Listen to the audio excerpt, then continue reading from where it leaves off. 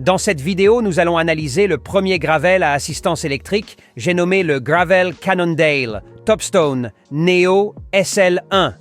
Un vélo, comme on peut le voir ici, est magnifiquement bien intégré, car on ne distingue pas vraiment que c'est un gravel électrique au premier coup d'œil. Et ça, c'est plus un bon point. En plus de cela, son poids n'était que de 13,5 kg, ce qui fait qu'on peut même, sans assistance, l'emmener sur des vitesses au-dessus des 25 km/h légales, en tout cas en France. Le plus surprenant avec ce Gravel Topstone Neo SL1, c'est que malgré qu'il soit à assistance électrique, il reste très largement en dessous des 4 000 €.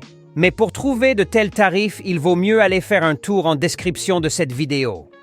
Vous êtes souvent surpris des bonnes affaires qu'on vous déniche, et ça fait plaisir. Mais regardons de plus près les caractéristiques techniques de ce Topstone Neo SL1. Il est équipé d'un cadre Aluminium Smartform C2 spécifique à Cannondale avec un dégagement pour les roues. La fourche, elle, est en carbone pour un rapport poids de confort supérieur et prêt à affronter tout type de chemin. La transmission est assurée par un groupe Shimano GRX de 11 vitesses, donc un monoplateau 40 dents et une cassette de 11 à 32 dents.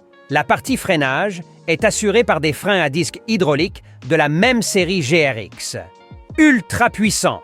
Ce gravel est vendu avec une taille de roue de 700 et monté avec des pneus double VTB Resolute TCS. Concernant la motorisation, il est équipé d'un moteur de 250 watts et d'une batterie intégrée de 250 Wh. On y retrouve aussi quelques supports sur le cadre et la fourche pour fixer sacoche et porte-bagages. Pour ce qui est des avantages de ce gravel, l'intégration de la partie électrique est absolument incroyablement bien dissimulée. Il est polyvalent et adapté tout type de terrain. Son poids reste très compact pour un gravel à assistance électrique. Il est équipé avec l'excellent groupe Shimano GRX. Enfin, pour le seul inconvénient que je peux vous donner, quand on roule à une certaine vitesse, ce gravel reste un peu trop rigide à mon goût. Mais pour ce prix serré, on ne peut pas tout avoir, n'est-ce pas?